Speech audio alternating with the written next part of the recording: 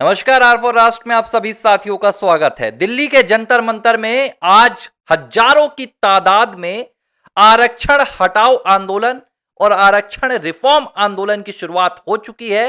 और इस पूरे आंदोलन को लेकर ना सिर्फ सवर्ण समाज बल्कि ओबीसी वर्ग और इसमें दलित वर्ग भी दिल्ली के जंतर मंतर पहुंच चुका है। जो भीड़ देखने के लिए मिल रही है, ये भीड़ आपको जो सीजेपी का प्रोटेस्ट था, जो देश विरोधी प्रोटेस्ट था, उससे कहीं ज्यादा देखने के लिए मिल रही है। लेकिन भाई साहब, कहानी हो गई है। कहानी ये हो गई कि वो दिल्ली की पुलिस और वो मोदी सरकार जो तिलचट्टों को उनके घर जाकर दिल्ली के जंतर मंतर में प्रोटेस्ट करने की अनुमति देकर आई थी, आज जब सवर्ण समाज इस देश को एकजुट करने वाला आंदोलन शुरू कर रहा है, और यह सिर्फ सवर्ण समाज का आंदोलन नहीं है, यह आंदोलन देश के राष्ट्रवादियों का है। यह आंदोलन देश की उस आवाज का है जिसे कभी भी अपने व्यक्तिगत हितों से कोई भी लेना देना नहीं रहा, जो हमेशा से राष्ट्र सर्वोपरि के सिद्धांत पर चलता रहा। आज वो सरकार की कुछ ऐसी नीतियों के खिलाफ आरक्षण, या मैं कहूं कि एससी एसटी कानून, या मैं कहूं कि विशेष तौर पर वोट बैंक मजबूत करने वाली नीतियों के खिलाफ खड़ा है, जिसके खिलाफ बोल पाना मुझे लगता है किसी भी राजनीतिक पार्टी या किसी भी राजनेता के बस में नहीं। इस पूरे मूवमेंट की शुरुआत कुछ दिनों पहले हुई थी, जब एक इंस्टाग्राम पेज बना था, आपको याद होगा, आरक्षण हटाओ आंदोलन। और उस इंस्टाग्राम पेज में करीब 5 मिलियन से ज्यादा लोग जुड़ गए।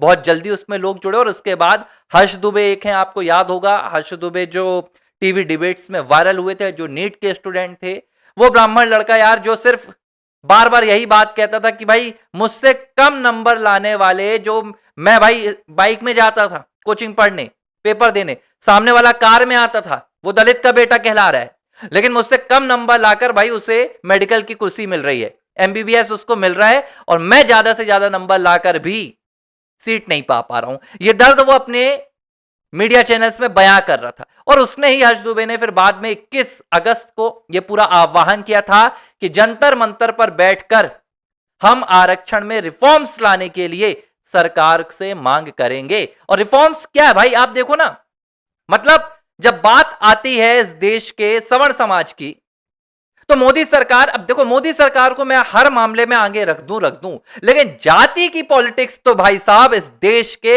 हर राजनीतिक दल के, मैं कहूंगा कि सीने में छुपी हुई है, घुपी हुई है, गपी हुई है।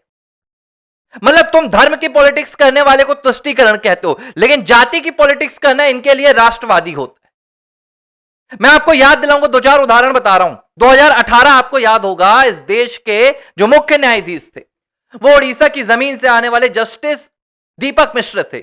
दीपक मिश्र ने जो पूरा हमारे भारत सरकार के क्राइम ब्यूरो के आंकड़े होते हैं, उन आंकड़ों को लेकर एक फैसला सुनाया था, एक जजमेंट दिया था, जिसमें उन्होंने कहा कि जो एससी एसटी कानून है भाई, इसका बेतहाशा दुरुपयोग होता है। मतलब सारे मुकदमे झूठे रहते हैं, कुछ मुकदमों को छोड़कर लोगों को फंसाने के लिए एससी एसटी का उपयोग किया जाता है कानून का। और उन्होंने कहा कि नहीं, I will not let this happen. और उन्होंने एक निर्देश दिया, एक फैसला दिया कि भाई इसमें सीधे तौर पर डीएसपी लेवल की जांच होगी, और पूरी जांच के बाद ही किसी भी तरह की गिरफ्तारी होगी या एफआईआर होगी। इस पूरे आदेश को लेकर जो दलित संगठन है, जो आदिवासी संगठन है, इन्होंने देश भर में आंदोलन किया। राजनीतिक संगठन, मैं सामाजिक संगठनों की बात नहीं कर रहा हूं, आंदोलन किया, देश की संपत्ति को जला दिया। क्या हुआ इसके बाद? ये जो सरकार कहती है, मोदी सरकार हो, कांग्रेस हो, कि सुप्रीम कोर्ट के फैसले को मत पलटो, राजीव गांधी के शाहबानो के फैसले की याद दिलाई जाती कि शाहबानो के लिए राजीव गांधी ने सुप्रीम कोर्ट के फैसले को पलट दिया था।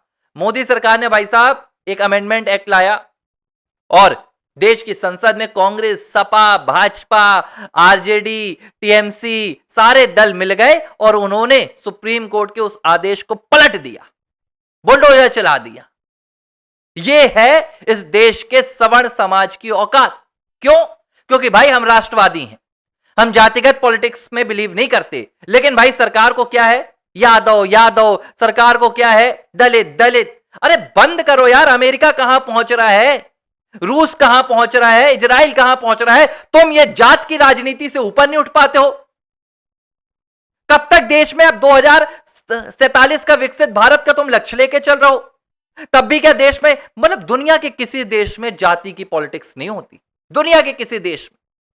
लेकिन आप देखो मोदी सरकार, हमने आदिवासी को यह बनाया, हमने दलित को यह बनाया, वही कांग्रेस भी करेगी, हमने दलित को यह बनाया, हमारे अध्यक्ष दलित, हमारी महिला आदिवासी। भाई भारत को एक करो ना। अखंड भारत की बात करने वाली मोदी सरकार यहां पर आकर क्यों झुक जाती है?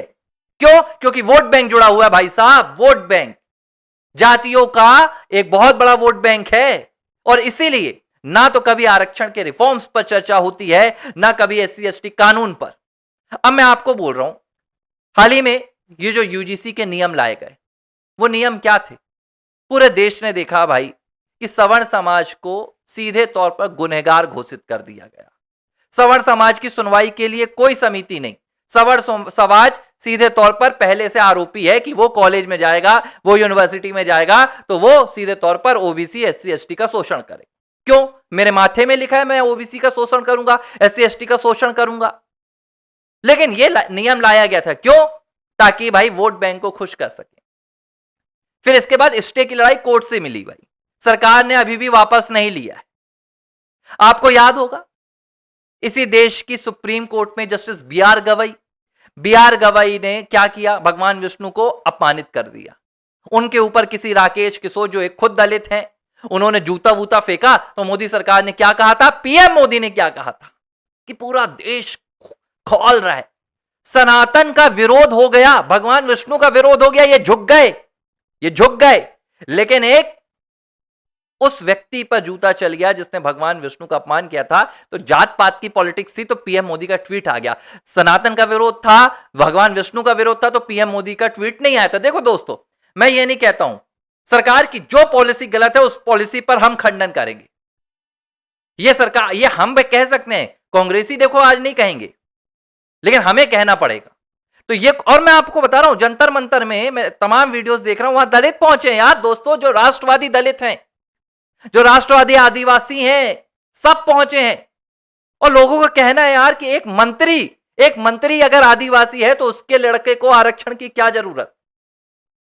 एक आईएएस जो एससी समाज से आता है, शेड्यूल कास्ट समाज से आता है, उसे भाई क्या जरूरत आरक्षण की? उसका बेटा कार से कोचिंग जाता है, उसको भी तुम फॉर्म भरते समय कहते हो कि मुफ्त में फॉर्म भर दो। और एक ब्राह्मण का लड़का है, एक बनिया का लड़का है जो भाई गरीबी में जी रहा है, तो उसको भी तुम 1200 रुपया 1500 रुपया का फॉर्म भरवाते हो। ये कौन सा भाई नियम है यार? जाहिर सी बात है इस नियम पर एक बहुत बड़े बदलाव की जरूरत है ताकि यह देश इस दीमक से बाहर निकले। जो आर्थिक तौर पर कमजोर है, चाहे वो किसी भी समाज का हो, उसको आरक्षण का लाभ मिले। जो आर्थिक तौर पर कमजोर है, चाहे वो किसी भी वर्ग का हो, उसे आरक्षण मिले। लेकिन जो दादा है, जो बिल्कुल एकदम पावरफुल है, तुम उसे भी आरक्षण देकर मुझे लगता है कि इस देश को खोखला करने का काम कर रहे हो। और इस पूरे आंदोलन का मैं स्वागत करूंगा। यह आंदोलन देश को एक करने वाला है, हिंदुओं को एक करने वाला है। जब तक जाति के बंधन रहेंगे तब तक हिंदू एक नहीं होगा। जब जाति का बंधन टूटेगा, जब देश में सभी को सामान्य शिक्षा का अधिकार मिलेगा, सभी को एक अंक पर परीक्षा में पास या फेल होने का मौका मिलेगा, तभी यह देश एक होगा, तभी यह देश मजबूत होगा। तो इस पूरे वीडियो को मैं कहूंगा जाति पाति के बंधन से उठकर इस देश को एक करने के लिए, इस देश की एकता के लिए और एक बेहतर एजुकेशन सिस्टम की मांग को लेकर ज्यादा से ज्यादा शेयर कीजिए।